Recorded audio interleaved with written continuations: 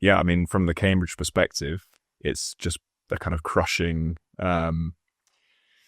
injustice, really, that you had these athletes believing they were going to do the boat race and getting far through the season, only to have that taken away. I think what has to be said is that, like, with any of these protests, because Cambridge have raised protests in the past, Oxford have raised protests in the past, this is not personal at all. No. It's not the athletes doing this either.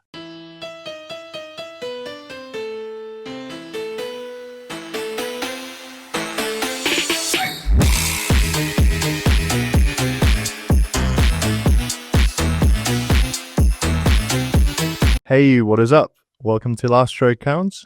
We are back with quite possibly my favorite episode of the year, which is the Boat Race Debrief.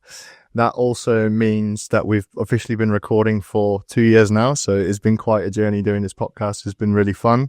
I know we've not been so regular in the past, but we've got quite a big backlog of episodes now, so we've got some really interesting chats coming up for you soon, including trials winners, former GB team rowers. We've got the Sinkovich brothers and some other interesting guests. Also, just really quickly, if you want to catch us during the regatta season, we're going to have a stall at Nat Schools and Met Regatta, and we'll also be commentating at Bucks, Henley Women's and Henley Royal. So if you wanted to come and say hi, catch us then. But as for today, we are joined by two former boat race members and competitors, Seb Benzecry from Cambridge and Angus Groom for Oxford. So Seb is a 3-time winner? Yeah. And Angus is a 1-time winner from 3 years ago, if memory doesn't fade me. Yeah, 3 years ago, yeah. Awesome. Guys, thank you so much for joining us today, and I'm quite excited to discuss the events of this year's race. Us too? Yeah. Good. Yeah, no, really thankful for you guys coming in. Apologies, it's not on neutral turf. We are in Oxford. That's where we're at. Don't mind. I can't do much about that. But yeah, no, I mean, obviously some things similar from last year, a whole bunch of stuff that's changed. I think some really interesting things to get into, and definitely get your opinions on it as well. So, yeah, I mean, I guess if we go, shall I just go with the results to start with from alls, and then we'll kind of break them down. So another big year for Cambridge, with the lightweight crew. So the women's lightweight was won by Cambridge 3 lengths. It was a course record. The men's lightweight won by 4.5 lengths, also a course record. And then the story's kind of similar. Women's reserve 4 lengths to Blondie, Cambridge. Men's reserve 4.5 lengths to Cambridge Goldie. Women's boat race 2.5 lengths. Men's boat race 5.5 lengths to Cambridge. One better than last year. Osiris got the women's reserve boat last year. Cambridge back with a Queen sweep, which I think is what they had 2 years before. In 2023. Yeah. So that's kind of the overall. So obviously Cambridge pretty happy. Oxford's not quite there yet. I mean, it looks like that on paper, but obviously Oxford's had so many like changeovers. And well, Angus, maybe you want to talk about that. Yeah, I mean, it comes and goes in waves, doesn't it? Like, there's been periods of dominance on both sides. So, I mean, Oxford had a real purple patch in the noughties and the early 10s, and then now Cambridge are doing pretty well. So yeah, like I say, it does come and go in waves. And I think probably I'd be really interested to hear Seb's view on this. Like, why you think Cambridge are doing so well? But my sense is perhaps you guys were just like a little bit ahead of the curve in uniting the clubs, and we're still getting used to that, I think. And yeah, I think it's still yet to feel like one club at UBC, but it will get there.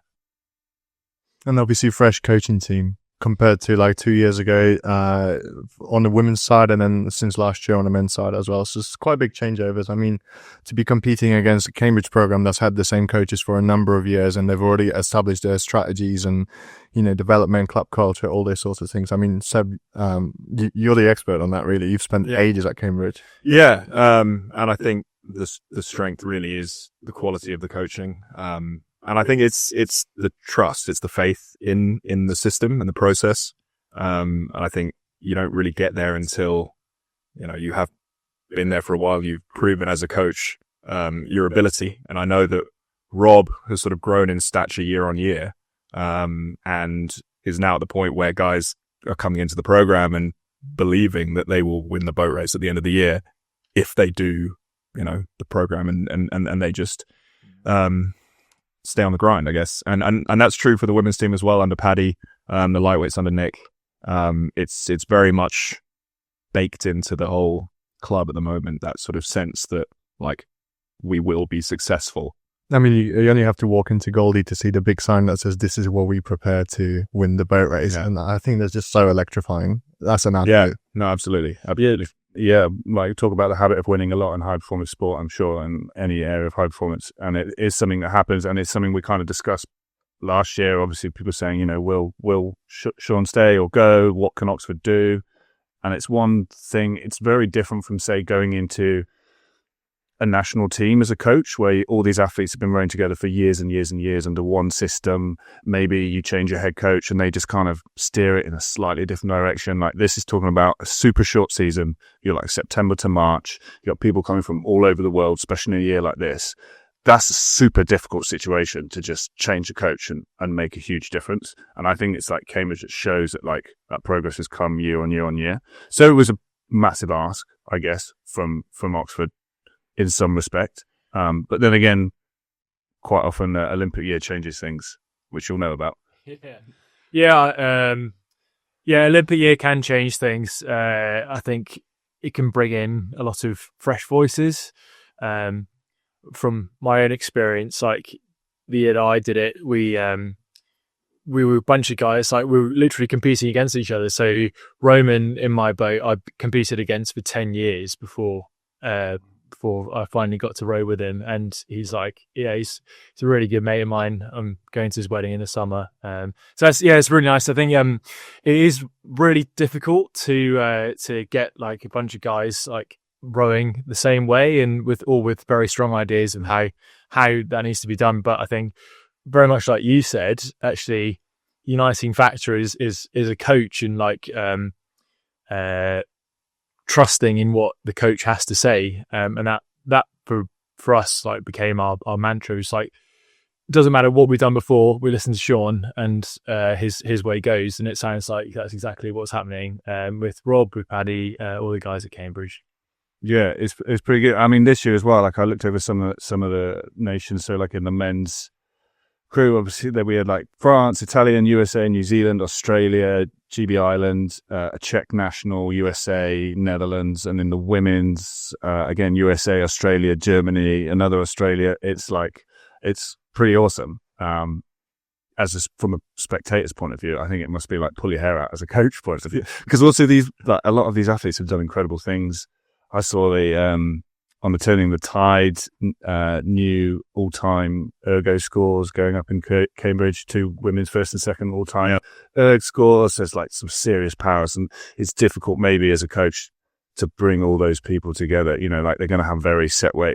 If you've won an Olympic gold medal rowing the way that you row, it could be kind of hard to be like, how I'm going to row differently.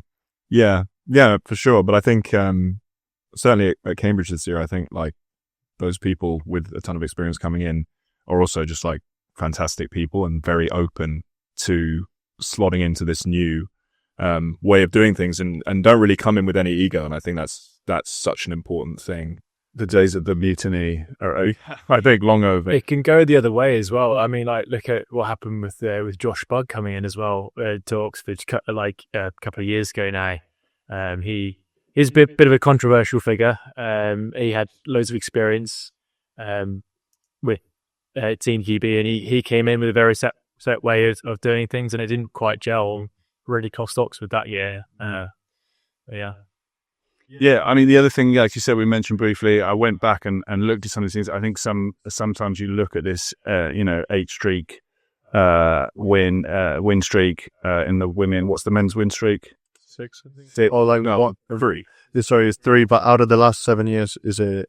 6. Yeah, 6 out of 7, yeah. There's been much longer win streaks. So you kind of said 1976 to 85, Oxford got 10 in a row. Cambridge got 1 back, and Oxford came with 6 more. 93 to 99, Cambridge had a 7 in a row. And then on the women's side, 92 to 99, Cambridge had 8 in a row. And then if you go back a little bit further, 52 to 75, Cambridge got 13 in a row. So they're not the longest win streaks. And I think we've talked about it before again, but you do get these win streaks. One thing being a lot of people come specifically to row. And obviously, if there's a decision and if they're coming from a different country, they're not from Oxford or Cambridge, they don't know anyone who's been to either, you get like, well, I'll go with the one that are winning, right? So you might say that could be part of it. I don't know if you have any other theories as to why they go on these long win streaks. I don't know.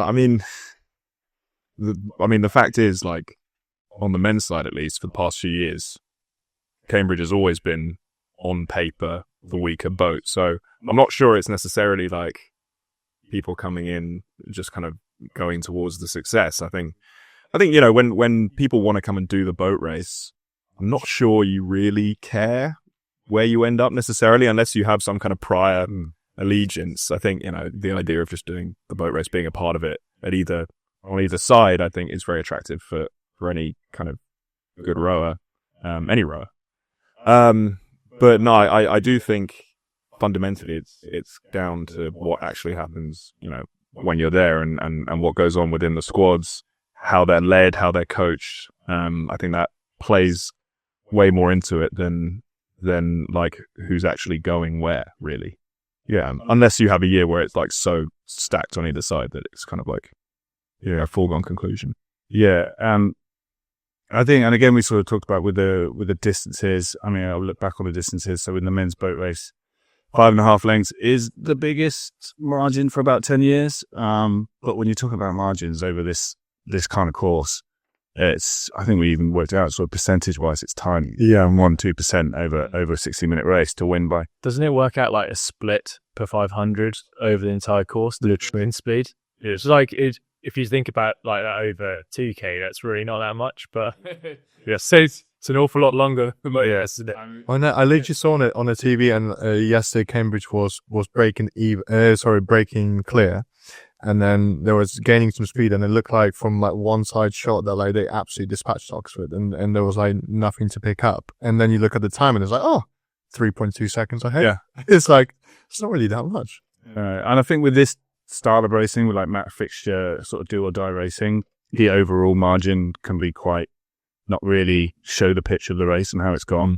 I think a lot of time, there are like individual events or things that happen in the race that kind of make it or break it, and it's not necessarily always to the line. But obviously that's what some people see. Couple of those things I was going to talk. Okay, so we should talk about the women's boat race and the steering in that. What do you think about that? Aggressive, very aggressive. I think, it's such a hard thing to steer a boat race, such a hard thing. And the Oxford women's blue boat cops, pretty new to the game, I guess, first year. And I think that's so much responsibility, really, to have on you. And I think he did a great job. It can just so quickly go wrong. And, you can just be a little bit too aggressive and suddenly you've kind of lost control of the situation. And that's kind of what it looked like to me. It's like, okay, you try and put some pressure on by, getting closer, and then you tangle up, and then it's kind of like in a flash, it's kind of all over. Yeah. The other thing, again, last year there was a bit of that clash when we talked about something is not necessarily thought about is as the crews come together, as soon as blades crash, the people holding those blades can't work as hard. So what happens is the people on the outside keep working as hard, and it's like a magnet. You're kind of like attracted towards each other, which can make a situation look way more like it's someone's fault. Yeah, as it were, where not necessarily the case. I think in general, I saw a lot more on all the races of crews working towards the same line. I think the last few years you've seen like quite a few different lines. Obviously there was the race that you were in where you went across the end flats. Yeah. And there was some very much like different steering going on. There's something again we talked about last time. I've had the sort of controversy of going in front a bit, but we haven't really talked about clashing for a number of years. No. There hasn't been a lot of blade clashing. Yeah, I think people have had an idea of maybe different lines, whereas it seems like both unis, all those crews were pretty set on the line they wanted. There was a lot more sort of that kind of stuff going on. Yeah. Well, I think the stream was pumping along. So I imagine, certainly relative to last year where it was relatively quite slow. there was a huge advantage to gain from that line. And yeah, so I'm not surprised that it was quite combative, but it was really, there was some hostile steering for sure. Yeah. I think part of the ability to steer as well is like that's part of the selection for the coxes as well. Like you say, I think the adrenaline probably got to down a bit. Although, having said that, like watching it live is somewhat deceptive. Like the stream, I actually thought that because they were quite far over to Surrey at that point, it actually looked like Cambridge had come across, but like that's where the line is. It's part of the selection. Like you want for a cox, you want a cox to be assertive, but not too overly aggressive, and it's very easy to like cross that line. And I think that's what we kind of saw. But in that situation as well, like yes, Matthew stopped the race, but you're not going to disqualify that. It's so far it's so little into the race that it's in no one's interest to disqualify anyone. It was pretty scary when you heard him say it, and you could hear he said, "Oh, is that a straight DQ?" Like, what? No. I mean, what would that do to the broadcast? Like, how would you fill the time? Yeah, I mean, I think he very quickly decided that wasn't good. That he's thinking about all options. I'm sure. Who am I to tell him he is or isn't? Sure, it's just that. Like, when was the last time a boat got disqualified in the boat race? Like, even if it was like up at Barnesbridge, they're not going to disqualify the moat, are they? Really? You may as well watch it run the run. You may as well, restart, watch it run the course. I mean, I think someone on the coverage mentioned that like the restart was really good. Like from the Trenton Oldfields debacle, obviously like had learned from that. I thought the restart was really sharp. I thought it handled it pretty well. I was going to say, like, there's probably two people that feel the same amount of nerves and adrenaline as the athletes racing, and that's the umpires, basically. One for the women's race and one for the men's race. Yeah. So it's a big responsibility. So you also, if you're going to make the wrong decision, you're going to be the scapegoat for the next year. So yeah. Not that Matthew would care, but yeah. You could tell, you could see there was a lot of pressure because they interviewed him just after and they were like, what do you think about the decision? And he was kind of like, I'll be thinking about it for days. I've only run it through my head a few times. It's going to run through my head a million times. Like, they do care. Like, it's a cool thing about everyone in here. All the umpires and stuff pretty much have raced a boat race or to a very high level.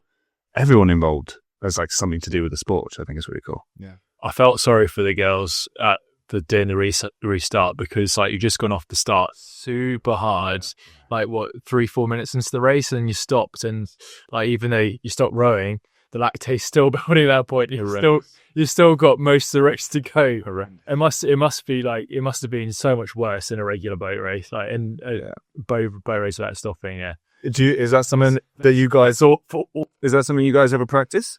It reminds me of like doing the fixtures. Yeah. Yeah. Whereas like you do a max out. I mean, obviously it's a longer first piece in the fixtures, but you do that max out thing and you get to the end of it, you're like, I have no idea how I'm going to do another start because it's just like, it takes so much out of you and your legs are like jelly. Yeah. It's just horrible feeling. There are specific training sessions you do as well. Like we saw that with the Oxford men's fixture. They did the 4 minutes on, 1 minute off. Like that's, the boat race really, really sucks. It hurts so much, and it catches you off guard. And so you do specific training to like prepare yourself for that. I was speaking to my brother about this today actually, and explaining why it's so horrible. Because in a 2K race, although you're going hard off the start and hard on the finish, you're essentially measuring your effort for 2 kilometers. The thing about the boat race is, as soon as you're a length, certainly 2 lengths down, essentially the race is over. So it's like you're racing to 2K to try and get in front and then hanging on for as long as you can. There's not, the nature of the race means that you can't pace it perfectly. So you have to suffer. I've always described it as like you do a 2K and you keep going at that intensity, but you just get slower. Yes. Yeah. To keep the intent, but then the rest falls in. And I think that's what you said earlier, like that's building the trust as a team. Like when you're locked in that battle side by side and you're trying to make a move and it's hurting that much, that's all you have to draw on is like trust in your team.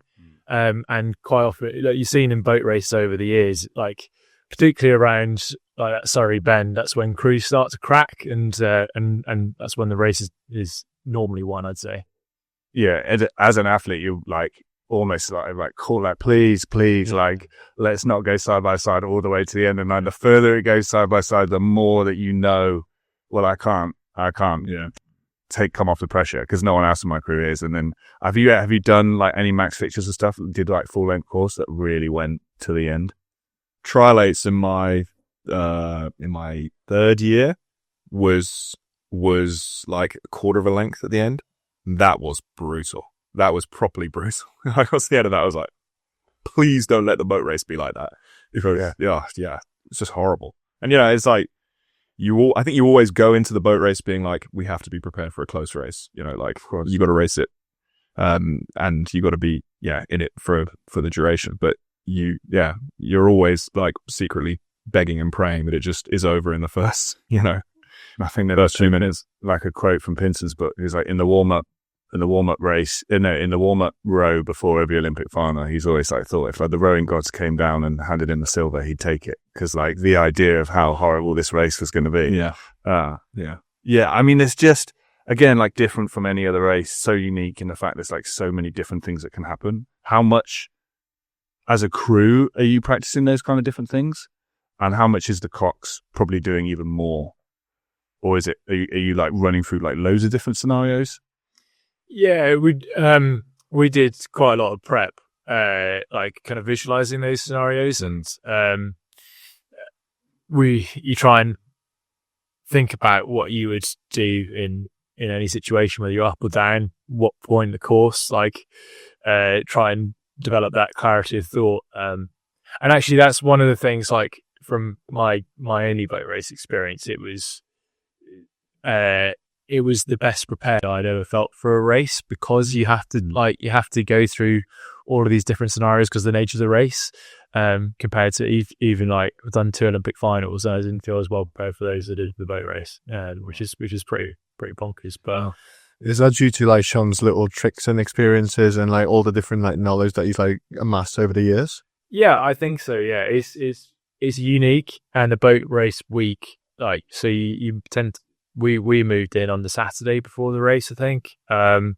That week is just packed, and I think it probably is for you guys as well. Oh yeah, big time. Like, it's what was quite mental is like there's loads more media obligations than anything like you'll experience in rowing. Okay. A lot more than Olympics, World Champs, or anything like that. It's so you got to do that. You got to do your training, and then we did a lot of prep through various sessions in between, as well. And I think like if we're talking about the new coaches as well, Rob and Paddy have got a number of years like trying like in that prepping for the race. Like they've probably tried and tested quite a lot of stuff and found a winning formula. And it was going to take the Oxford coaches a bit of time. This is the first couple of seasons to actually work these things out.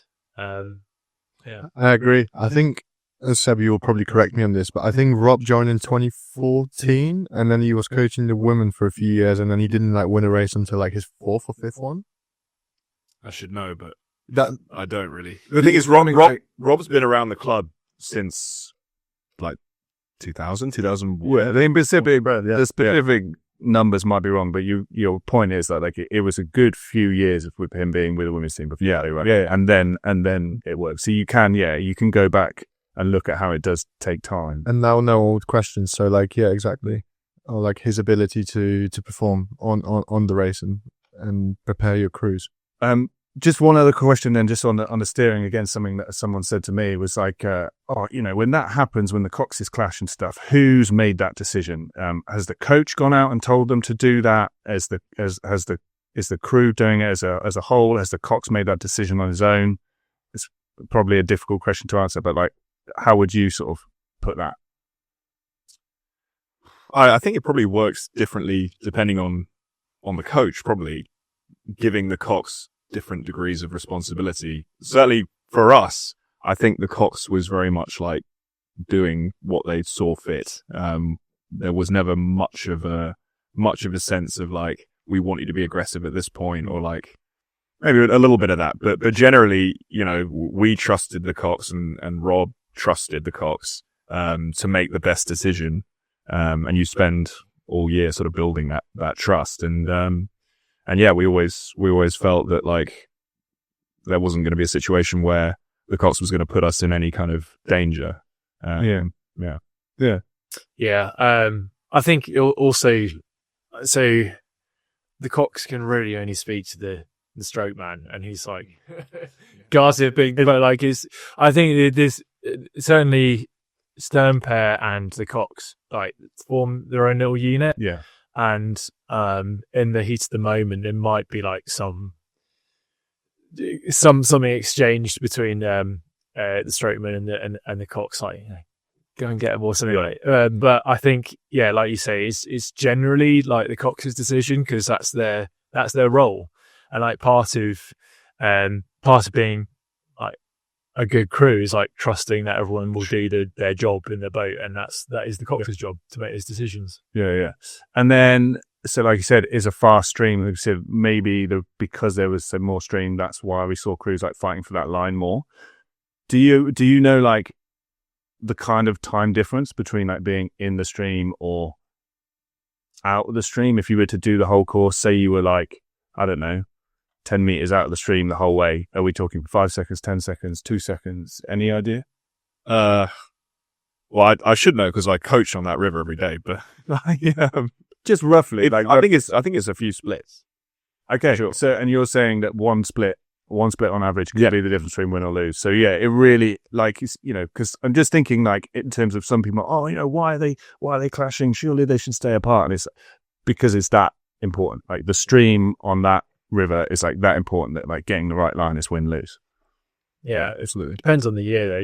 With the weather conditions and stuff, but yeah. I mean, it's pretty nice race this year. I don't want to jinx it, but there has some good weather, some fast times, course records for the lightweights. Yeah, quite windy for the men's race. It sort of was a bit rainy and quite rough at points. It definitely did get a bit rough off it. The women's race was nice. She's okay. Yeah. It looked quite brutal, really horrible going into that little boot. Yeah, the wash and all the wind, and it was pretty biblical. Yeah. I think like the difference between the two crews, you could like really visually, both men's and women's races, when they did start to chop up, both Cambridge crews just look so comfortable in that weather, whereas you see like the Oxford boats just rolling around a bit. That's like it's only going to extend the gap, isn't it? Yeah. That's the thing. There's there's like different sections to this thing. It's obviously getting off fast, not going behind. Then it's very different being level as it is to being up, and then deciding when to go in front, and then how you might row in different conditions. Obviously, when it gets really bad, things like having pumps in the boat come into play. I doubt anyone had pumps at the moment because they're quite heavy. So obviously you've got that. Yeah, it's like a real sort of tactical game that you don't see in like many other races in rowing. I think it's completely unique in that way. It's just, there's so much to think about. Yeah. That's what makes it fun. Yeah, well, definitely. Good to watch. So we're moving on to the men's race? Yeah, let's do it. Well, firstly, big shout out to Sarah Winkler for being the first female umpire to take that, to take the men's race. I think she's done a fantastic, on the tidal. Yeah. I think she's done a fantastic job. Obviously there was quite a lot of, moving crews left, right and center, but like you just got to stay in control. And I think she's done a very fair job. To my unsuspecting, I don't know what you guys would think. She was great. She umpired our race in 2021 at Ely. Yeah, I thought she controlled it really, really well. I mean, she'd like warned our Cox, Charlie Marcus, like a million times, which was stressful. But she did like just she was clearly like very, very good at umpiring, and she did a great job. Yeah, she might know a thing or two about rowing. Yeah. No, she's there, and that was awesome. Yeah, shout out to her. I was going to say also shout out to Row 360, Ben and Tom and those guys, and the turning the tide stuff was really awesome. Yeah, it was so good that just raised the bar again. I thought Yeah, amazing. Production value is amazing. Yeah, really good. You can see those guys like in the coverage. You can see them everywhere. Yeah. Like as I was like watching the camera of Sarah Winkler, you could just see like Ben Tufnell with his camera, just like getting the angles and the boat. It's wicked. It's wicked to see. I wish like after watching Turning the Tide, I kind of wish we had this for like also Henry Royal and like all the other crews like for different events like Ladies Challenge Play, and you have like a shot of Harvard and then Leander and Brooks. I think it'd be really funny to have like a Drive to Survive, but like a style documentary, but for like the clubs. Yeah, and someone like Henry, that would be so cool. And they're like, It's so neat. Weekend Warriors like taking up to Henry.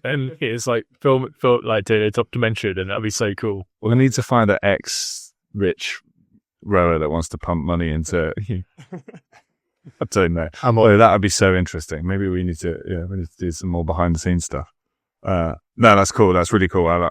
So good to see it. It's great for the build up. It lets people have a bit of an insight and see into more of these things, start like why things are done the way they are and stuff.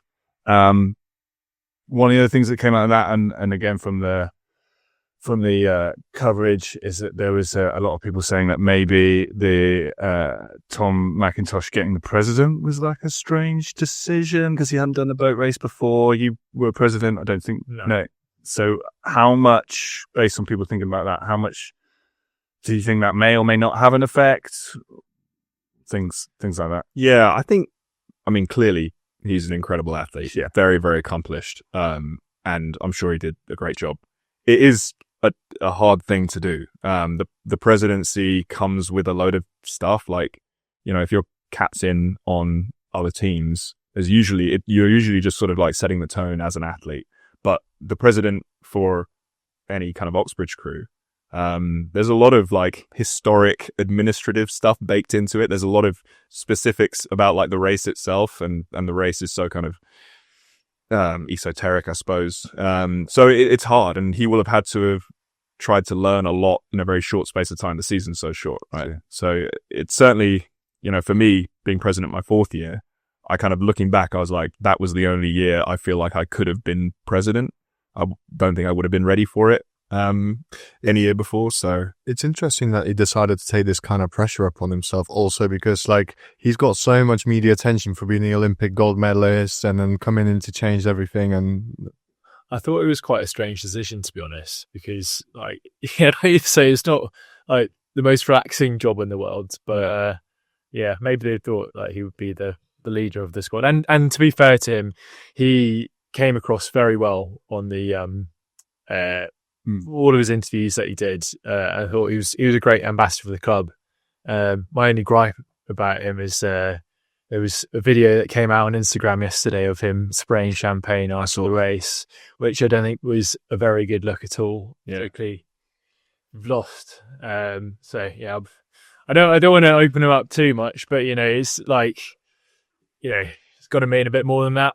Yeah, and of course that's probably taken out of context as well, right? Like that could have been his final race, and he's celebrating with his friends and stuff like that. But it's if I'd lost the boat race, I don't think I would have been doing that. There was a similar situation where a few years ago Madrid was playing Chelsea in the Champions League, and Eden Hazard used to play for both clubs, and then Chelsea have knocked out Madrid at home, and then they went through, and Hazard was celebrating with his old teammates, and then he got a lot of backlash for that exact reason. So no, I completely agree with you, Angus.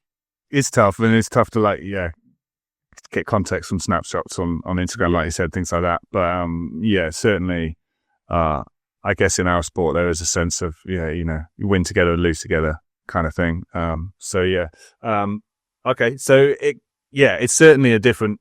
I was vice captain at my rowing club, and all that seemed to be was I had to load the trailer when it needed loading, and do some other crap. But like it's a very different thing. There's a lot more for him to have done in that role. Yeah, and you're kind of the face of you're the face of the team. You're doing a load of media stuff the whole time. You're having to talk about the race constantly. And as I say, if you don't know the race, it's not an easy thing to do. I know we spoke to you a little bit when you were on last time about the kind of media thing and the Turning the Tide stuff. How did you find doing the media stuff? I've always found it so annoying. Like I remember doing the Hansa Cup one time and getting asked so we were like a development British crew, and the GB8 that's just won World Championships was there, and they've got like the thing in your face. Like, are you going to beat the Germans tomorrow? And you're like, well, I don't want to say no in case they're watching, but I'm not going to say yes because that'd be arrogant. So you have to come up with this kind of like, oh, well, you know, it's not a 2K race and anything can happen. And then you realize why people come up with quite like general points because they kept getting asked difficult questions. Yeah. The media's like, I guess I always found it quite fun just from the point of view of like, you didn't want to give stock answers that everyone's heard of. Like, oh, what does this race mean to you? Oh, it's going to be a dream come true. Yeah, no one wants to hear that. And it's like, so yeah, I always found it as kind of they were challenged to come up with something else that might make it a bit more interesting. Yeah, I definitely noticed in the sort of turning the tide this year, there was a lot of the erg tests. There was a lot of footage from the erg test. You try to find a Rogue sticker on there, but we're obviously putting them in the wrong place. They never make it on the camera. Is that? I wouldn't have thought there's extra pressure. You've already put enough pressure on yourself. Is it annoying having the cameras there? Do you just kind of, are they there enough that it kind of sinks into the background? Yeah, I think they kind of sink into the background. Yeah. And frankly, I don't know if I'm alone in thinking this, but I always quite liked it when there were cameras. I was like, yeah, hell yeah. Like, I understand, but you see this, you know, after the fact. I want to see myself deep in the pain cave. It's fun. It's great. Yeah. I think the thing with media is like, it's not like you've had like 15 years of being followed around every day. Like, it's fun to do a little bit, you know, and then the boat race goes and then everyone forgets who you are. Exactly. And also, I guess with this as well, I mean, I don't know if there's going to be a follow-up episode like filming after the race, but like I'm thinking about, well, so did you guys watch the Rory McIlroy win the Masters last night, or you follow that? Yeah. Like, so he's obviously had like an absolute torrid time, and there's been one of these Drives to Survive, like the Full Swing is the Netflix documentary. Last year he lost the US Open by like that much, and imagine like having one of these cameras stuck in your face at like the most brutal time. And I'm just thinking like it's actually quite good for the boat race, like that you know, is gutting if you lose, like that you haven't got those cameras like right in your face, which is like the worst time to do it. So I think you can actually enjoy, like with this Turn Inside documentary, having cameras around where you're a bit more relaxed. Yeah, I think as well, definitely on that point, like kudos again to Annie for like, you know, like really gracious in defeat. I think that's what the boat race posted as well. And like, it's a couple minutes after, but it's still pretty raw. And I think like we've seen like time and again, athletes kind of show that it's what the event is about and all those kind of things. And I think like, kudos to. I don't know if I would be as nice or has as much to say as what I've seen other losing rowers do. So I think that's pretty impressive. Yeah, no, I think Annie was great, and she's clearly been such a strong force on the Oxford women's team, and I think has been a great leader for them. Yeah, and yeah, I mean, she came across really, really well. Yeah. Right, so talking about media, there's some other thing that's been in the news a little bit, and we'll do a little bit of that. We won't try and get onto it too much, and maybe we can talk about what the future holds. Talking about Seb yesterday. What about me? We'll get to that. What about me, guys? I want to see the passion. I want to see it. I want to see it. Hey, like we're maybe I'm, especially as guys in this country, is sometimes a little bit not allowed to celebrate our wins or enjoy things or be emotional, and I'd fucking love to see it. This is the thing. What did you guys think about Dow at the end with the binoculars? You see that? Because so this is the thing, right? Like, of course, like you want to see that passion and stuff, but there's ways of expressing it that's not a bit like a kick in the nuts. And like it's super exciting in that moment. You just won, but I can't help feel like he's going to look back in years to come, like watching that race and be like, "Why the hell did I do that?"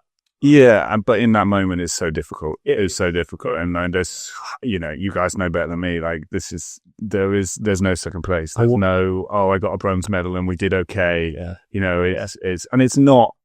It's winning. It isn't the whole season, but you know, this is my whole season. For this, I either did or didn't achieve my goal. Yeah. So for me, it looked like the celebration was a bit like crazier this year than maybe in previous years because of what we're about to get into. Yeah, maybe that was like the reasoning behind like why it went to such an extreme proportion. But again, what year would it have been? Maybe 2009 for the ladies' plate. We beat Harvard in the semi-final, and I rode with a guy called Ben Duggan who'd rode a Brown the whole year, and he obviously didn't like Harvard. And we crossed the finish line, and he pointed his finger and he screamed at the crew something to them, and he felt like that was something that he wanted to do. We met them a year later in the final, and they beat us by a foot. And when they beat us, two of them screamed back at us. And I found out that they'd had like a picture of our eight, stuck in front of the screen. Yeah. And it was like, never give your enemy any more reason to hate you. I think that's one thing I think of, and that like that crew was gunning for us all year because we couldn't. No, I'm sure that, like, Duggan, if you're listening, like, no offense, I don't hold anything against you, whatever, the two guys that shouted back at me, I was in a boat for under 23s that year, so that was a bit awkward for the first week or so. Damn. But passions are high, and like I get that, and I understand that. But yeah, I mean, the other thing is always, we always talk, you beat them on the water. You don't need any gestures because you've already won. It's a bit like, who's that Aussie guy did in 2018? Do you see? Did he won the 4 and then did the pump action shot? Oh God, yeah. At the end of it, yeah. No, it's so good. It is really, with Oxford and Cambridge though, it is really kind of baked into and we're all friends off the water. Yeah. And there's a lot of, I think I remember saying this last time I was here, there's a ton of mutual respect between the teams. But when you train all year with the specific goal of beating one crew, that does tend to breed a lot of quite strong feelings. And yeah, so, yeah. I think it wasn't too bad. And like you said, maybe he'll look back and be like, oh, maybe I didn't need to do that. But like, he won't be the last person to. No, absolutely not. Yeah. Yeah, and again, like, at Henley, once a year at least, some crew will get hauled up in front of the stewards and told that if they act like that again on the finish line, they won't be racing. Like, it happens. Wasn't it the Austrian single sculler? She beat Vicky Thornley, and then she did the binoculars at the end as well.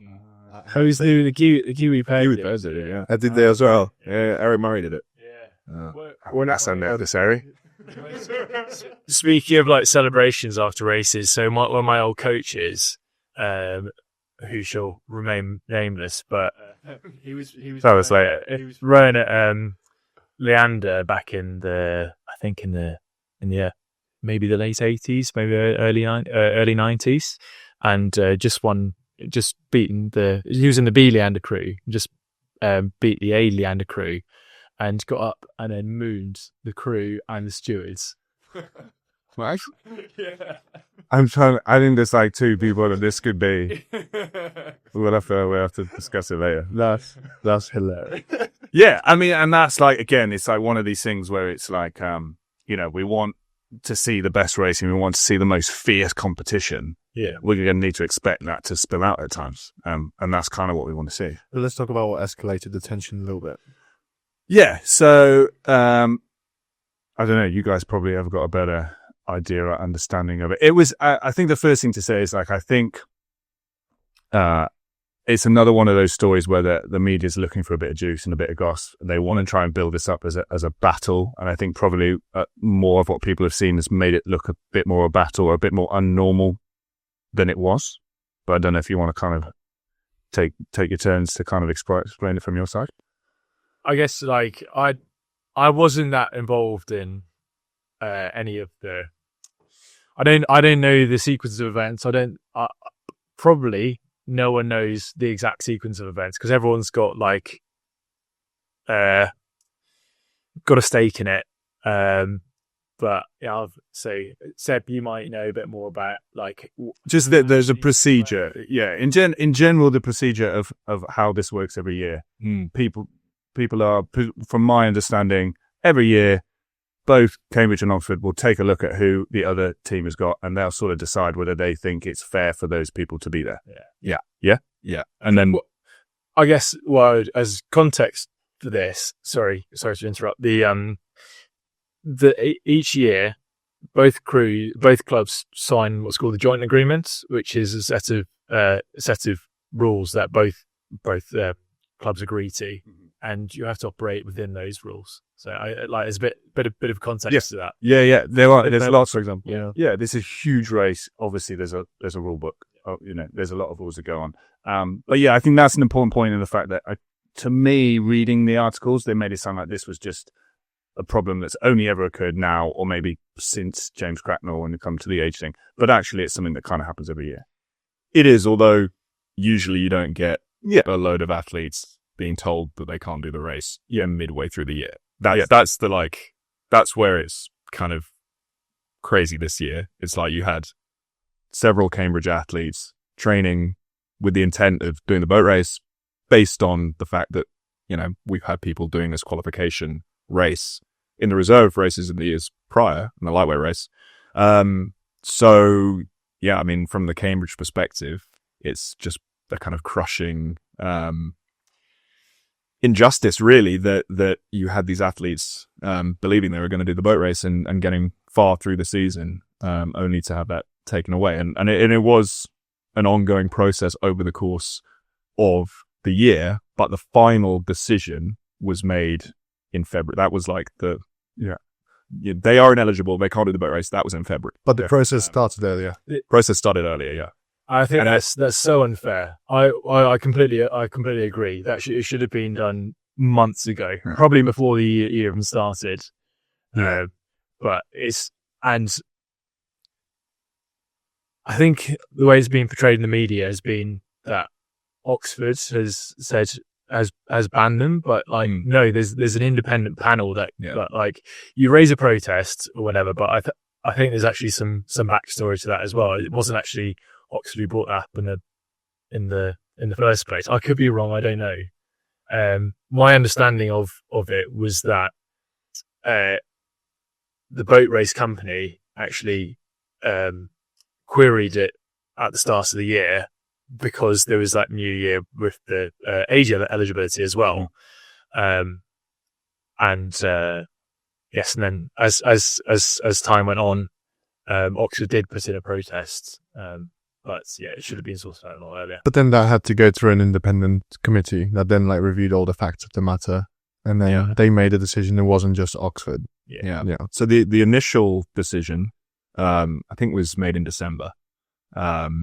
Then that was reversed in the new year, and then there was another protest made that reversed the decision. So it went back to the rendering the athletes ineligible. So just a very strange, difficult situation, really, that I think, from the Cambridge perspective is like, if we wanted to have this conversation about eligibility, why wouldn't you just do it in the off season? Why would you do it, midway through the season where, you have athletes training for it and then suddenly they can't do it anymore. But that's kind of the thing. It's obviously people training for something and then at a late notice being taken out of it. You would feel like the fairer thing to do would be like, if we disagree on the rules, let's agree to change them next year. Yeah. That feels like, but obviously at the same time, like the fact that this decision has gone 3 times and been overturned, clearly it's not an easy decision. Clearly it's been like close to the rules. Yeah. Isn't it? I mean, it's because the joint agreement, the specific rule in the joint agreement that is the cause of all this controversy is ambiguous, basically. Right. Yeah. It's a degree level qualification in the rules. A PGC at Cambridge, we've always considered that to be a degree level qualification. Maybe that's different at Oxford. And suddenly it's kind of erupted and it's like, we didn't know how to deal with it. So yeah. I thought the rules were that you had to matriculate, and PGC students don't actually matriculate into the university. I think they do at Cambridge. They do at Cambridge. Okay. So that's something that it doesn't happen at both universities. So that's where there needs to be clarity. But I was going to say, I've heard obviously about the age rule with regards to Tom Ford, like way before the season, there were talks about, who's going to Cambridge, who's not, like whether he's going to be allowed to race. So I kind of just assumed that he wasn't, and then I saw him training and then like, oh, okay, now he's not allowed to race. But I can kind of understand that. But the PGCE thing is, it was a bit surprising because obviously both universities have had a history of athletes doing PGC and racing in this race, like just in the last 5 years. So that's why it came as a bit of a surprise. Like, why raise this issue now when it hasn't been previously? I understand the age thing with regards to Tom Ford, but the PGCE. Yeah. I think the last Oxford person to do it was in 2017, I think. Okay. That's what I heard. And there have been changes to the rules since then. There's like an updated joint agreement, I guess, after, I think in 2020 or 2021. So yeah, it just feels like it's a lot of grim stuff happening at the expense of a small group of athletes who have had their season ruined, which is really difficult, I think. And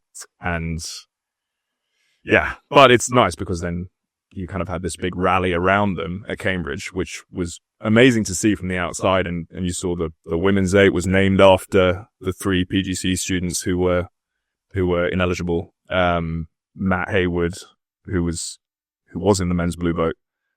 He then started coaching the women's lightweights. His girlfriend stroked the women's lightweights and he did amazing things with that crew. I think was really instrumental in them actually winning. So that's a really great positive thing to come out of it. That's what I was going to ask. Do you think Oxford pursued it at the risk of giving the enemy more reason to want to beat them? It sounds like from what you said that Cambridge really used this as like, right, here's our next little bit of fire. No, yeah, absolutely.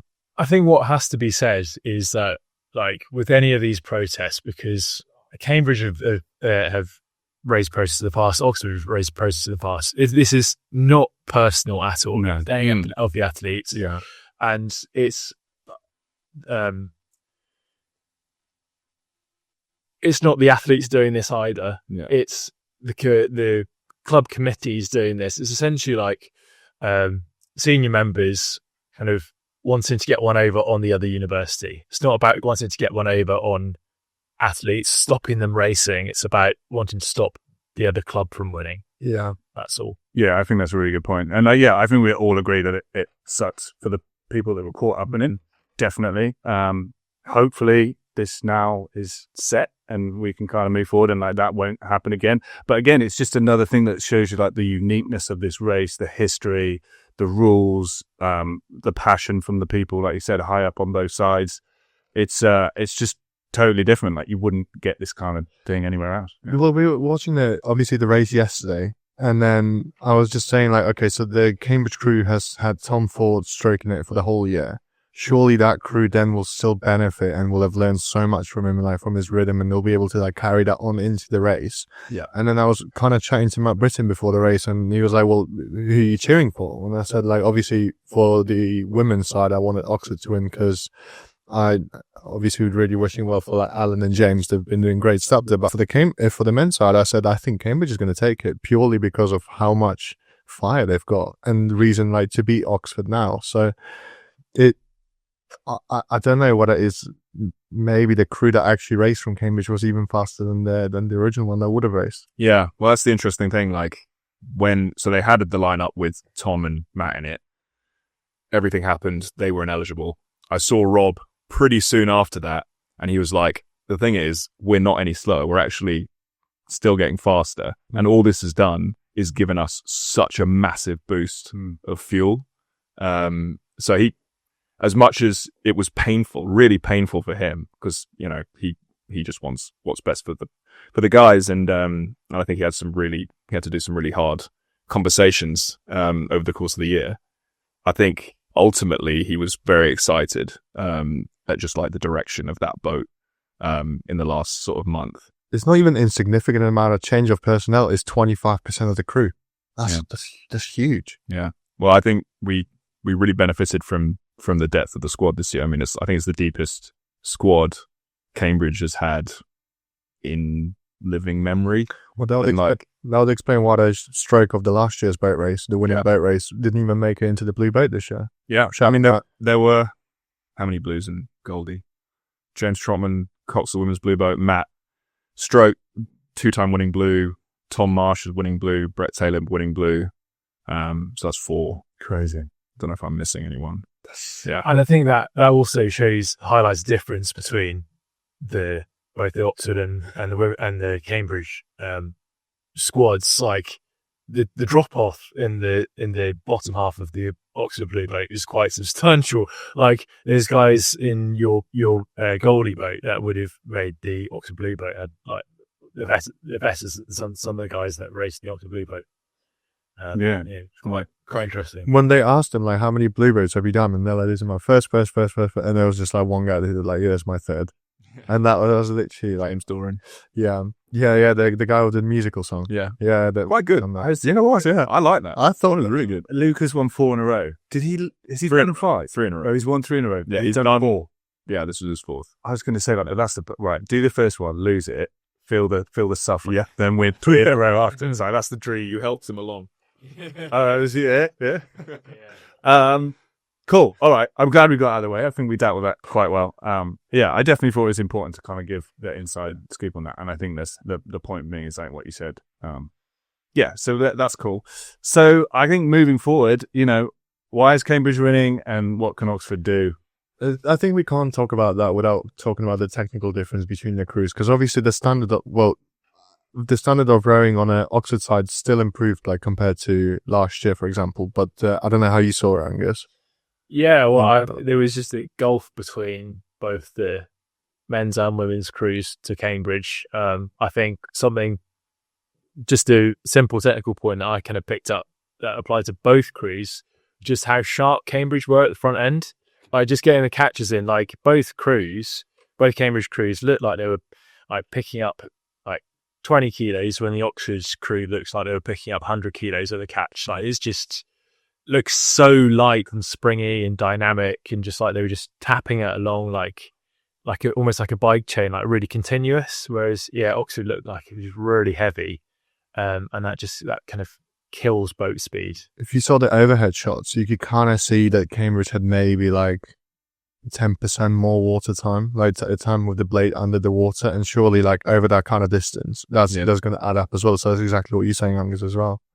Yeah. What did you see, Seb, in terms of like the technical difference? Because Cambridge is kind of doing what they have been doing. Yeah, they've got one style and they're just perfecting it. Yeah. I mean, I do think that this certainly the men's blue boat was the best I've ever seen, technically. And I think Rob said as much in an interview. I mean, the front end, Rob's always had a big front end focus, and that was definitely coming through. But now it just looks so filled out in a way that when I was there, we didn't quite get the back right. I don't think in the way that they are now. It's just like bang. It's like so set up, and just absolutely flat. So it just cuts through all of that chop that Oxford were getting quite bogged down in. I think Oxford were kind of sort of cutting it short a little bit, and just chasing it. I think at that point in the race, like Cambridge is so far up that you become a bit like panicked. Then I think it's always like you're always going to struggle in that situation, and it just exacerbates any technical weaknesses. Yeah, I'd say so. Oxford did a couple of fixtures about 2 weeks ago, and I thought the women's crew have moved on quite a lot. I actually thought they didn't look great when they did their fixture, but I thought they did themselves like pretty good credit. Like they really hung in there. That gap didn't grow, but counter to that, I actually thought Oxford went backwards since their race. I was expecting a bit more from the men's boat, and particularly fight from those Olympians. Yeah, it's an interesting one, that, because for the past couple of years, past 3 years, I guess, I think that's kind of been a thing for Oxford. They like come out quite strong with the fixtures. They look really quite technical. The pundits are like, oh, this actually looks like a very technical Oxford 8. And then in the boat race, like you get to sort of Harrods and it starts to come apart. And I don't know what that is, because it doesn't happen for them in the fixtures. And yeah, certainly last year, I think there was some really good performances where they looked really sharp. And we were like, okay, like these guys are good. Yeah. But then just didn't really materialize in the race.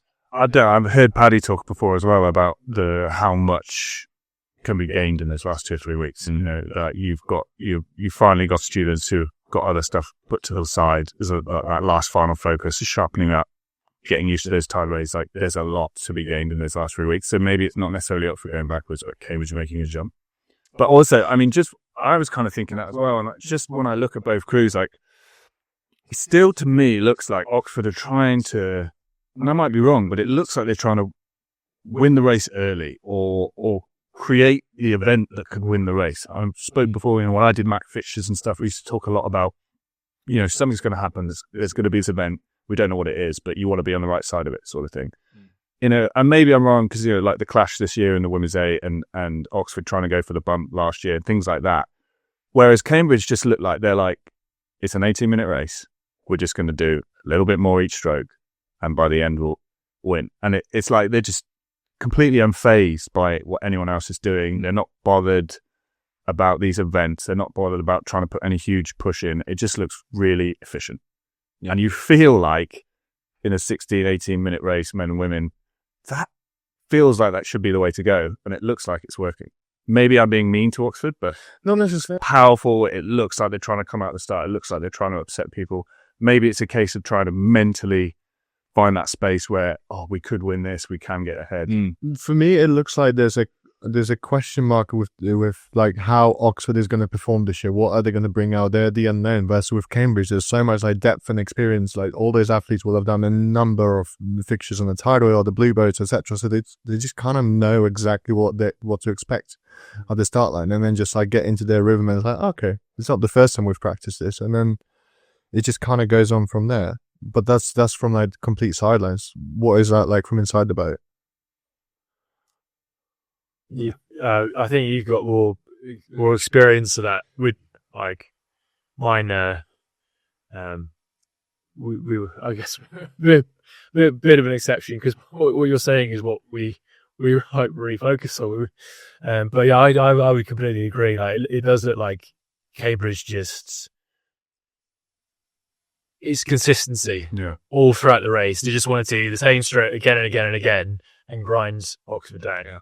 But I'm sure that Oxford train with, that same idea. I doubt that they're going through the season being like, we only have one chance and it's in the first 3 minutes. And if we don't do it, then it's over. Yeah, it's not a bumps race. But I think it's just the kind of institutional memory of the past few years. And it's the fact that at Cambridge, there are a lot of people who haven't lost to Oxford and who get down that course several lengths ahead every year.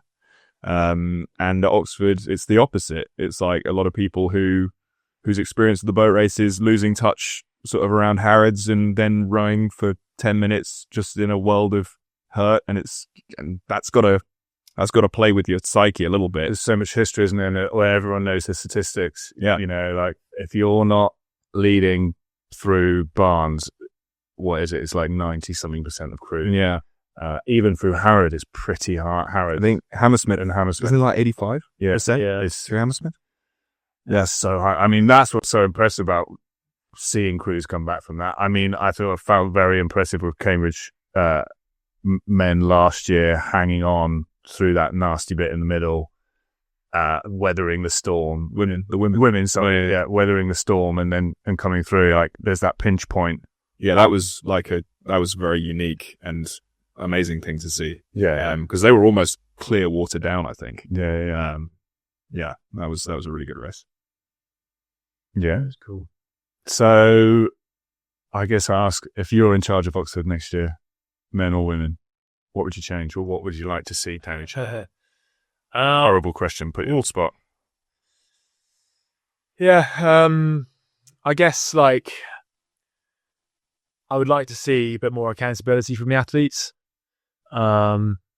Speaking to some of them, I kind of feel like certainly over the past couple of years, they've kind of put a bit too much on the coaches and how the system's set up. And I would like to see some of the athletes like say, no, like we're the ones in the boat and like we're going to win. And like, this is how we're going to do it. I'd like it to be quite athlete driven. And I think some of the best crews certainly that we've had have been like that. And because that comes like every single day. It's like setting high standards that you encourage the rest of your squad to to achieve, and you'd say like, no, that wasn't good enough. We've got to go again tomorrow, and that's how we're going to win. I guess like also, I think what I have to say, I think there's signs of real hope with the coaching team. I thought that certainly last year the Oxford women transformed. Alan just looks like he's got them pulling hard compared to Andy, and nothing against Andy. It genuinely looks like he's got them working a lot harder for each other. I think they're rowing a lot better too. Mark and Harry are a great coaching team. It's their first campaign. There's a lot of nuances about the race that I think they've learned a lot from, and also Bodo Schulenberg, the coach of ISIS as well. And actually, I did the comms for the trialates this year. I was actually going back to we said about their technique. I actually thought they were rowing the best I've ever seen Oxford in probably better than our eight technically. Then, so I was a bit disappointed yesterday seeing them not kind of match that. It looks like there's like a real pattern that Mark wants to ingrain in the squad. So that's positive to see. But yeah, I think it has to be an attitude because, and very much like a one club thing. One of the nicest things about the year I did it, and we had spare pair, ISIS, and Blue Boat winning. It's like wanting everyone to win. And like, I was at London Rowing Club yesterday watching it and seeing your Blue Boat turn up and having just the minibus swarmed by your alumni, banging on it, like, and the guys coming out. They just had like real swagger at just it's like winning the hype. And of course you're going to feel pretty good about the race. So I think like encouraging each other, making it feel like, you don't make the blue vote, you still feel really supported and you really want to win. And also like that extends across squads as well, because I think historically there's been quite a lot of bad feeling between men's and women's squads for whatever reason. And perhaps that's why I said earlier on this podcast, like, you guys were a bit ahead of the curve, like United in the squads. I don't know, I could be completely wrong, but it feels like you guys genuinely want each other to do really well. Yeah, absolutely. And I think it's going that direction for Oxford, but it's just a little bit behind at the moment. Yeah, no, it's interesting to win the hype thing, because for us, it always starts with the spare pairs, like on the Wednesday, and over the past few years, it's been interesting to see just the scale of support on the Cambridge side versus Oxford. It's always a little bit more subdued with Oxford, just like launching the boats or whatever, and then kind of the Cambridge men and women show up en masse on the bank and give the spare pairs a lot of hype. And then when you win that first thing, it does kind of give you a load of confidence. And I was always quite nervous for the spare pairs, because it was like, that's the first, the first blood or whatever. And then, you keep feeding off the success, and the lightweights as well. I think we would always try and make sure we were there for their boating, and then there for them at the finish line as well. And I think there's a real sense that everyone just desperately wants each other to win, which is great. And it's such a lovely environment to be a part of. Awesome. I was going to ask, obviously, I don't think Cambridge recruits everyone that rows in the squad. There's definitely athletes that come up through the system that you've developed, not necessarily even from novice level, but even from college rowing level, or they've come from somewhere else, but with relatively not that much experience. How would you say that talent academy works in terms of, obviously, year on year supplying the Blue Boat with athletes who've got the ingrained DNA, I guess, of the rowing stroke. They've been used to rowing a certain way, the same set of coaching, etc. Perhaps maybe with so many changes recently, that's what Oxford's missing, but it should probably look to build. Yeah, I mean, I think so. At Cambridge, a lot of people row with their college, start rowing with their college, begin their rowing journey. Imogen did, yeah. Imogen did. Karis and Katie in the women's blue boat this year did. A lot of people in reserve boats, a lot of people in lightweights, and go through Dev Squad. And there's tons and tons of people who do Dev Squad, and a lot of them do kind of step up to the university team. And Dev Squad is coached by the university coaches. So there's a definite sense of progression, and there are a lot of people who come up through the ranks together. And I think the college rowing scene is actually quite decent at Cambridge as well. There's just, obviously very historic, and same at Oxford, very historic, so many people involved. But it's like the coaching at college level is getting better. And yeah, so you get some really good talent coming up through college.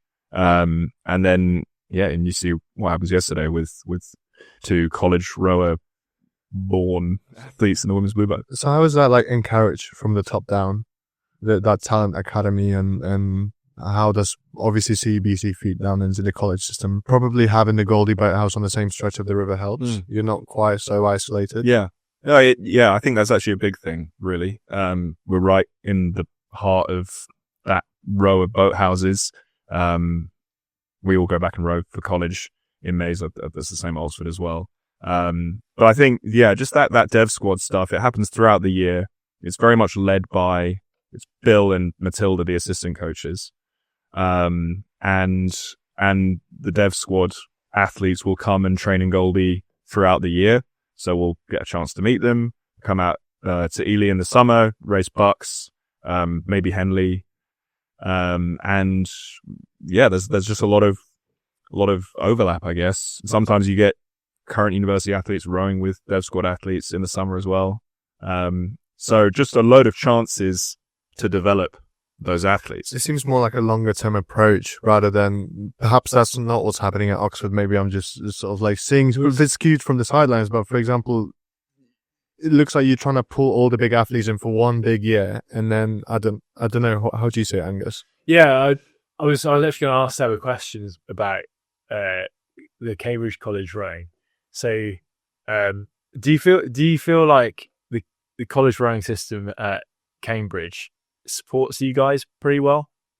Yeah, because it feels quite toxic at Oxford at the moment. Yeah, like, so I mean, you guys know, like, you guys have been involved in the college rowing. There's like the OBC is like the bad boys of the university rowing scene at the moment. Like, there's Oxrow, which is like an absolute cesspit of rowing chat, but yeah, there's anonymous posting is never. Yeah, there's a lot of criticism at the moment. I think there's quite a lot of ill feeling, and particularly like with the controversy this year. But yeah, so that's one thing I think that we've really struggled with, actually, is like having a constant stream of talent like want to come row for the university. I think it's getting better now. I don't know what the new coach's plans were, but I don't think Sean was like particularly interested in that. Like, it was always after the race, you went and did your exams, rowing kind of finished. There was no interest in going doing bucks, which is a great regatta. Like, when I was at Durham from undergrad, it was like, it's just the most fun. So, and you might do like a token Henley campaign, but you just wouldn't be that serious. So actually creating an opportunity where, I there is a dev squad that runs, but it needs to be running a bit more seriously, I think, to like get a bit more of the stream of athletes coming through. Yeah, I agree. So for example, at Bucks, you could like have 2 girls from the blue boat or 2 guys from the blue boat, and then just like a few newcomers that will be key to the squad like in the next like a few years, and then you start mixing that process, and then what you're describing is like rowing doesn't stop at the end of the boat race. Like, the season still continues because there's work for Oxford to be done, and it's not just like during that very, very short season when you've only got a few months from September until end of March, April to race. Yeah, that's where you could be gaining advantage, maybe. Yeah, I think you're just like leaving yourself a little bit open if recruitment is the way that you're picking up all your best athletes. And I think you can see that across loads of squads. I know even at a college level, we realised that just going, hoping that some people turn up that have rowed before. Okay, we might get 3 or 4, but they're not going to be able to do very well with 4 people that we've not bothered developing at all. So like you push it all up as a whole by bringing the standard up. You keep the depth in an 8. If you want to run an 8, you know, like you can't just have 8 people, especially when you're at university and everyone's got different courses. So you have to have this squad, and quite often you're only as good as your weakest link. If you've got someone who's really, really low down, struggling, you know, the other 7 people in the 8 aren't going to have the best day either. So like being able to maintain a standard, I would say the same thing for Leander, obviously working out, sort of feeding their own athletes through the junior system, bringing in their own junior system and feeding athletes up through that. And that's worked really well. That's something that they never had a junior, apart from Ali Brown. I think they never had a junior before sort of that kind of year. And now you look at like Seb Devereaux and Leeski, Harry Lee, a bunch of other people that have come up through that. So like you can see that that's how it works. And even Miles. And it's something that that again, we spoke last time. I know you did a serious Henley campaign, which is seen as slightly as uncommon for the Oxford and Cambridge stuff. And all that stuff counts. And, you know, and like you said, the fun, we said so many times that there has to be some fun in it. And obviously the most serious event that you ever in your life is going to get really serious, and there's not going to be a lot of fun. So you've got to find some other places to get the fun in. I don't know. I think it's also very hard to do that at Oxford and Cambridge, just because like the academics are really tough. Yeah. And particularly because leading up to the race, you just have to fit in more and more training. Like throughout the season, there might be times where you do have to miss lectures, and like you kind of work around that. But when there's an opportunity to do your work, you do have to do it in the summer. So yeah, that is a challenge. Like being able to fit that all in. And it's not like at Durham you had an easy time, so you've got also the comparison. Yeah, but you didn't have the boat race to. The boat race on the north. Yeah, that never ran when I did it, so I never got to experience it. Yeah, they couldn't find a sponsor, so you probably would have raced against James Robson then. He was a couple of years after me. Ah, right. Yeah. I just overlapped with him at Newcastle. Oh, did you? Yeah. So it was good to see him win. Yeah, nice. Definitely. Cool. I guess just maybe like some free flowing, just like word of advice for like the next generation, or like what should we expect like next year? Like how would you like the race to, I guess, proceed? Like maybe we'll start with Angus, like from your side, like what change do you want to like see in Oxford? But that's a bit different than just like a technical bit of advice, like culturally. What do you think is like missing? Because obviously you've been to 2 Olympic finals. You've obviously got an Olympic medal. You've been at the highest level of the sport. You've been through Caversham, Leander, all these other like high performing environments. Like, as an alumni, what's your word of advice? Well, I think like the thing that I found most enjoyable about Oxford was like actually getting to row with the undergrads again, and like the 18-year-olds, like the complete idiots. but at that stage, you're absolutely obsessed with rowing, and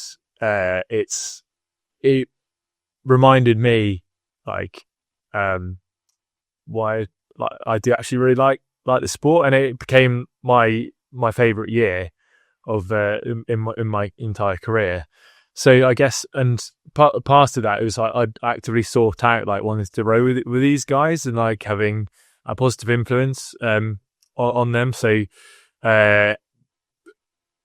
be happy to row with anyone, and like because it can be really good fun, and that's the most important thing, because I think watching the Cambridge guys at the moment, both squads, they just sort of have like a load of fun. And I know it's getting better at Oxford. I know the guys had a really good year this year, like off the water, but it also needs to be. You need to develop that trust as well. And you got to open yourself up to like to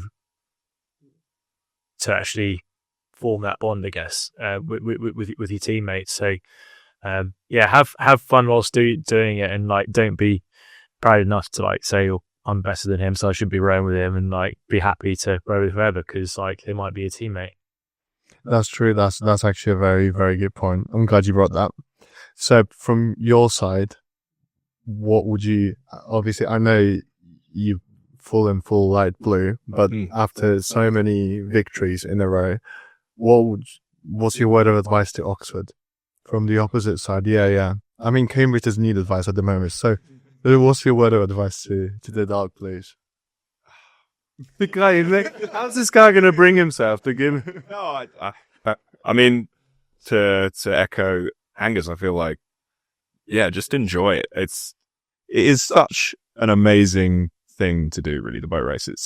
I've said this loads of times, over the past few years, but like, it's just so unique and so special and so unlike anything else. And like, obviously it's a very serious pursuit. And we take it very, very seriously. But well, I was doing the commentary with Imogen Grant yesterday, for the broadcast, and she said something like, she's like, it's just this silly little race at the end of the day that like somehow, for some reason, there's become all this like public interest in it. It's important because because we've made it important. Yeah. And for no other reason. Yeah. But yeah, it is this kind of silly esoteric thing, and it's just so fun and special, and having fun with it is just crucial, and enjoying the year, enjoying the process. If you don't enjoy the process, then there's kind of no point, you know? Yeah. That's fair enough. No spilling secrets about rigging, extra training sessions, special pieces on the water. I don't think there are any secrets to spill. I feel like, yeah, we always use inboard. Yeah. No. Yeah, I think, although obviously it's another sort of big Cambridge win this year, which has been the last couple of years. For me, I think that's exciting that it definitely drives change. It's difficult to, we said about this a little before, it's difficult to make changes when you're doing really well. I think if you haven't done, you can make a lot of changes. Oxford have made a lot of changes, like really like the whole staff and team, everything changed. We said it's been one season, been positive things. So I think it'd be really exciting to see, how that pushes change, because it always does. Yeah, I mean, I think, we'll be back here next year. Yeah, find out what happened. I mean, yeah, just a big shout out to all the competitors and people like dedicating their life to make this obviously race happen every year, to put on such a great show and spectator event. I think it's estimated that 250,000 people watch it on the bank every year, and it's just like is worldwide, is like watched by millions. Like I remember watching the boat race during Easter weekends back when I didn't speak English. I didn't know what rowing was. That's cool. Yeah. Like back with my like uncles and aunties were like, so that was really epic. And then just to kind of be a bit closer to it is really fun. Yeah, so just big thank you for everyone that makes it happen. And I just wanted to leave one special shout out. The stroke of the Osiris cruise was Sierra Sparks, which was one of my athletes when I was coaching at college rowing in Oxford. So I'm just really proud to see her obviously go from like a complete novice in rowing, never being in a boat, to now 4 years later stroking the reserve crew. So that was really good to see. That's awesome. Yeah, awesome. Definitely. Big shout out to everyone who does it. Yeah, anyone we've talked about, hopefully we haven't offended anyone. That wasn't the point. And shout out to George as well. I remember, I definitely think yesterday, like sat watching them on the start line, getting ready to go and thinking like, oh my God, I couldn't do that anymore. I don't want, like, I was insanely jealous of them. You're still in like, I want to be there. I was like, I don't want to be there anymore. Why would you not want to be on that start line, wanting to race like your biggest rival? I don't know. I wasn't jealous. I was so nervous, so unbelievably, like way more nervous than when I was actually competing. I felt like it was horrible. Yeah, because you have no effect on it, right? Yeah, like when you're coaching, you can't affect it. But also, I feel like I'm just like slowly turning into my mum, where like every year further, I just want a good race. I just want everyone to do well. I hope no one catches a crap. Like you're just like, I just want everyone to be able to show their best. But like as a fan in the sport, I guess that's when you're a little bit further out, it's kind of easier to have that opinion. Definitely. I mean, Angus is ready to fire some shots at Cambridge. Like back with the yours, maybe that's not the old blade. Yeah. Maybe they need you. I mean, like it's like, where else would you, if on that start line, realistically, like when you were sat there, would you rather have been anywhere else in that moment at that time? Well, I feel like in some ways I would rather have been anywhere else. Yeah, That's the intrusive thought. I get that. But like, is that what you mean? Yeah. I mean, the most crazy, epic thing to do is sit on that boat race start line and like look up a Putney Bridge and look around it at the embankment and just, I mean, it is awesome. Awesome. Yeah. And that's what I miss as well. Yeah, definitely. Cool. I think that unless you guys have got some questions that you want to fire back at us or to each other, I think we've kind of talked about Covered everything, hopefully. pretty much all the events. Tom's brought all the stats. Oh, I had some bits and pieces. I just thought it was interesting. I try and kind of think on the lamest terms, like stuff to talk about. And, the reason why we've talked about stuff, not to kind of be controversial, but just maybe to, I just think it's like, if you just see a snippet, a headline or a little thing, I think it's nicer to kind of get into it. We should try and do the long format stuff. Like, thanks you guys for coming to talk about it. Yeah. You've actually been involved in the race. I've never done it. I have nothing to do with it. I used to row a little bit a while ago. My opinion means nothing. So I really appreciate you guys coming down and it's cool from our perspective to see you on the TV yesterday and then have you here and ask questions. So, and I know you were there as well. So no, that's pretty awesome. Well, also the last boat race winner for Oxford. So we're just, we're trying to find it. There were 9 of us. So that's exactly what. Yeah, but they didn't come here, so we're not bigging them up.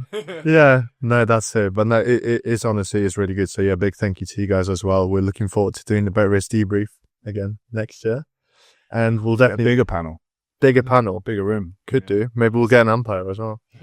That'd be cool. That'd be interesting. Yeah, That'd be really interesting. Yeah. maybe we'll get either Matt or Sarah. Yeah. That would be. Well, it'll be different ones next year, won't it? But you could get them too. Yeah.